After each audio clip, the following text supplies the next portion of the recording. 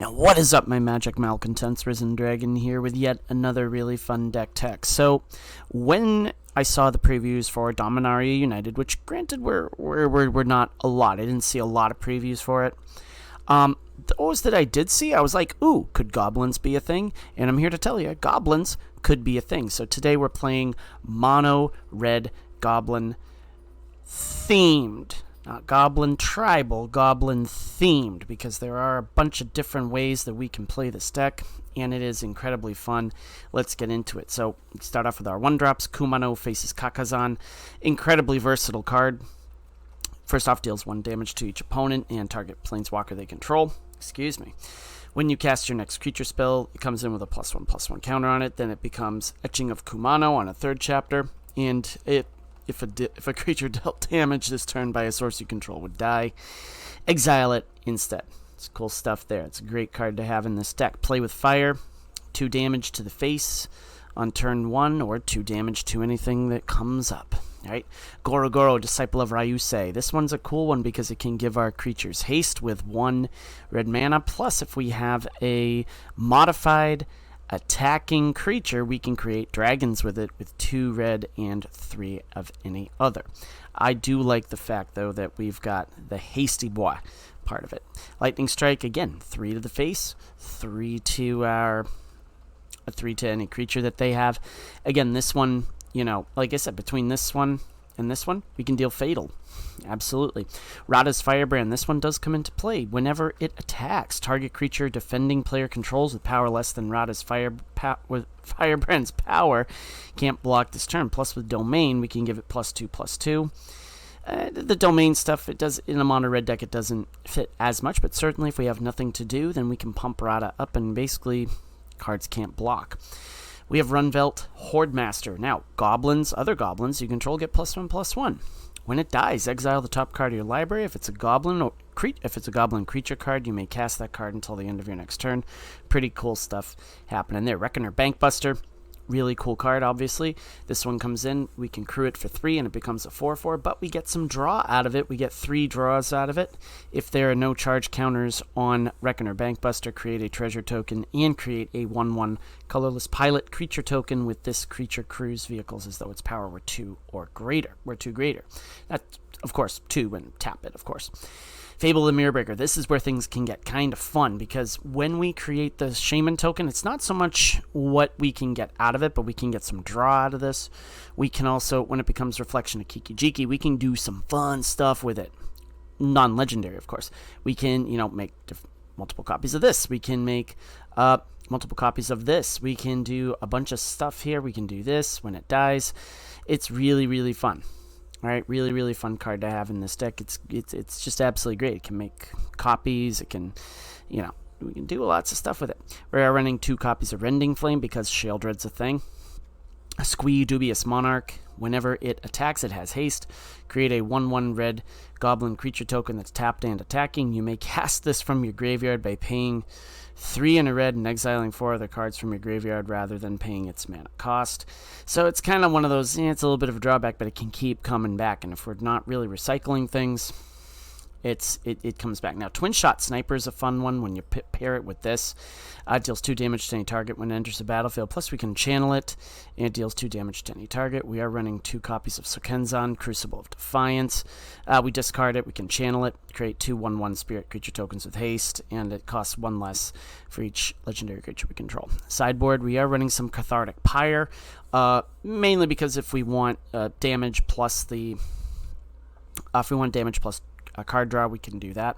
Rending Flame is, of course, 2 more copies there. Burn Down the House, because again, Sheoldred's a thing. Thrill of Possibility, we're running running 4 copies there. Elder Dragon War, in case we need a minor board sweeper thrown in. These are just for your best of 3 matchups. Now, for best of 1, so we do best of 1 and then we do a best of 3. For those of you that haven't seen my videos yet, that's what we do. I like to do the best of 3 format. I'm one of the few YouTubers that does best of 3. And to say that I'm a YouTuber, I mean, I'm on YouTube and I got 67 subscribers, but that's okay. But so that's how we do. That's how we roll. And without further ado, let's get to the games. We are against Red K. for our best of one matchup. This one is a pretty decent one. We're going to keep this.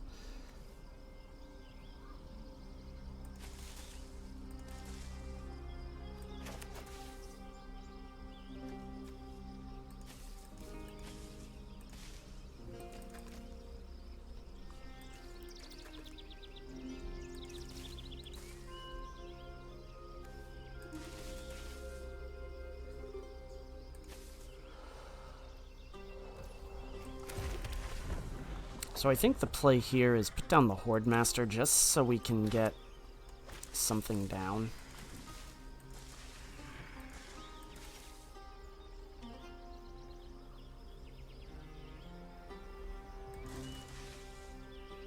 If Red K would be so kind as to... Okay, so we're up against that. We're going to do this. Put this down first. This way we can draw out any burn. I think we're up against a Wolves deck, probably. Yep, more than likely this is Wolves.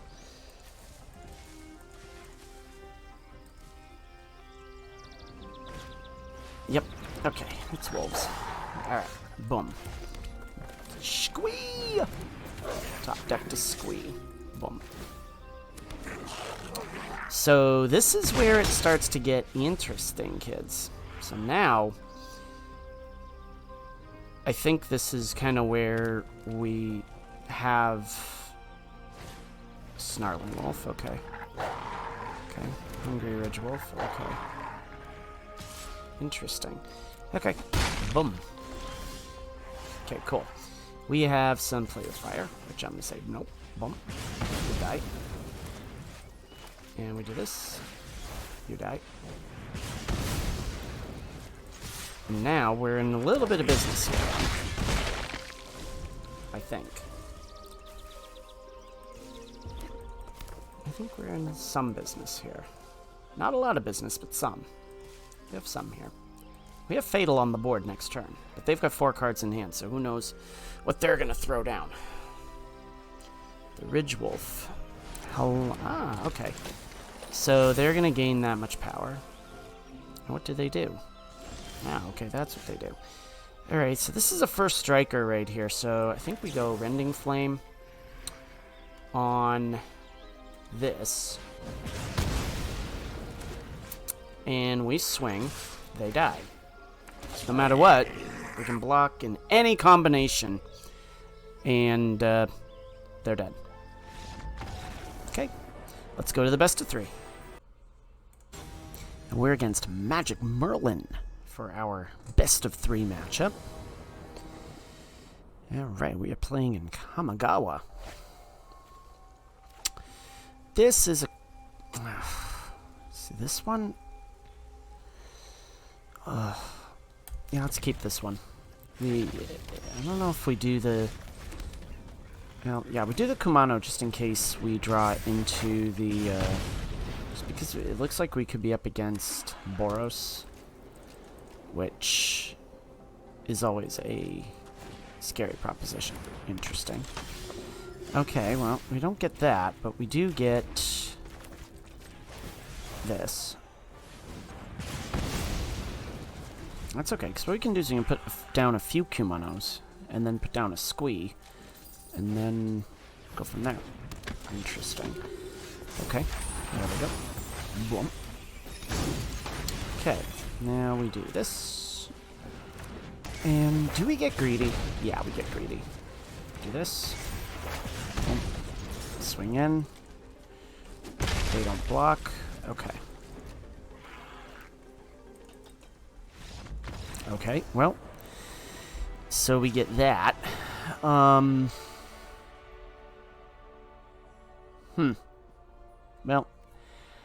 we didn't get to see their deck, so I think what we do... You know what? I've been wanting to try... No, you know what? Leave that in. No. We're going to keep it as is. We're going to keep it as is. Maybe they got land shorted or something and missed a drop. That looked like a cleric build almost. They're probably not going to like this one either. That's okay though. Yeah, especially after that draw. So we'll just Lightning Strike or even Rada's Firebrand. I think Rada's Firebrand is probably the way to go. Let's just put Rada down. Okay. And then Fable. Knight of Dawn's Light, huh? Okay, well, fun stuff. Let's do this. Joink. Let's do this. Put this down. Swing. It doesn't get to block. And we go from there. That'll get big this time around. They're eyeing my Rada. Not sure I like that. Traveling Minister. Well, that will ensure that we can get this down. Okay.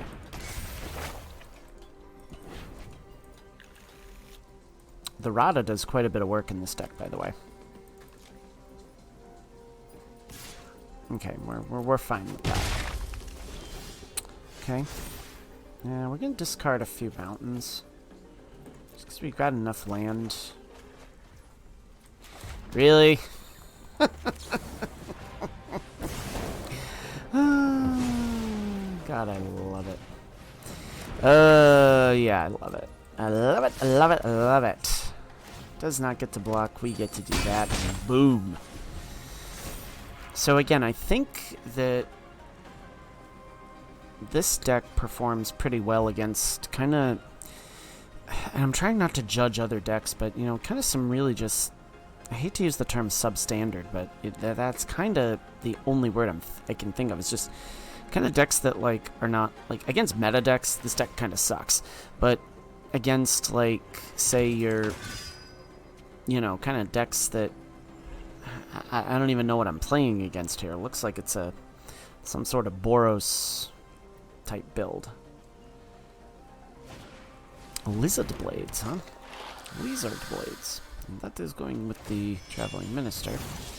Okay, so it gets double strike, and that's going to be fun. They're still not going to be able to block next turn anyways. So, I'm not sure what the point of that is, but it is what it is. I guess, okay, get some damage in. Really? Come on now.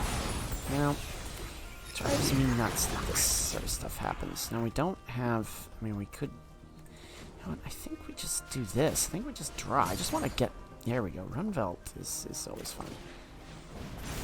Alright, so we can do that, and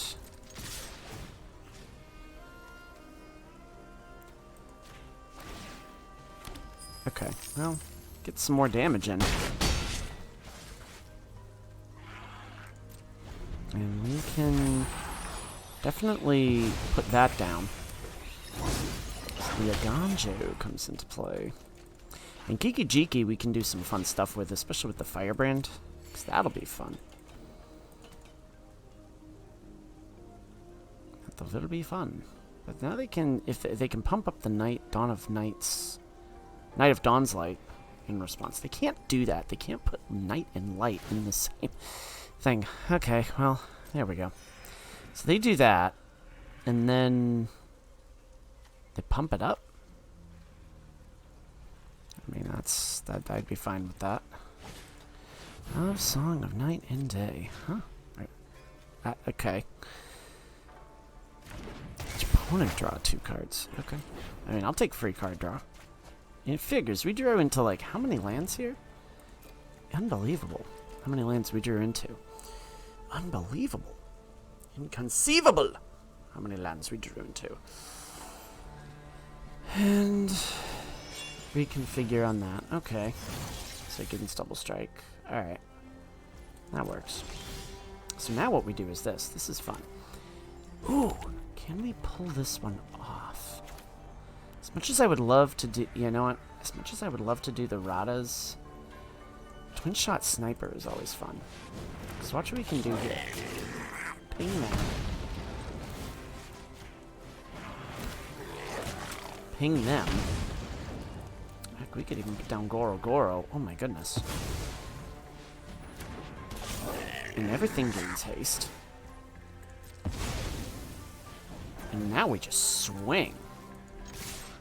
Yeah, check that out. How about that? Alright, let's go to the postmortem. Because, yeah, this is good stuff. Yeah, you'll see. We deranked. We lost a lot of games before we won a few with this deck. I'll go over that in the postmortem. All right, let's go to the postmortem. Okay, so this was a really quick video tonight, and I think that I think that, you know, this deck definitely, I think, has potential to really, like, be big and buff and stuff, but I really kind of feel like this is a deck that is honed and geared mainly towards the towards this level of play, like your silver level, your bronze level play. I think against maybe some tougher opponents, some tougher decks like up in the upper ranks, this deck is not viable. But I think that you can have a lot of fun with it. That last game, you know, you saw what kind of fun you can have with it and just making copies and stuff. But it's just a really fun deck to play with, and I really enjoy it. And you know, sometimes you win big with it, sometimes you get absolutely thrashed. But you know, with mono blue and mono black making a comeback, let's take a stance. Let's take another look at mono red. So, as always, my magic miscreants, leave a like, leave a subscribe, and until next time, may all your draws be godlike, and may all your spells hit the board. Risen Dragon is out. Enjoy the rest of your Monday.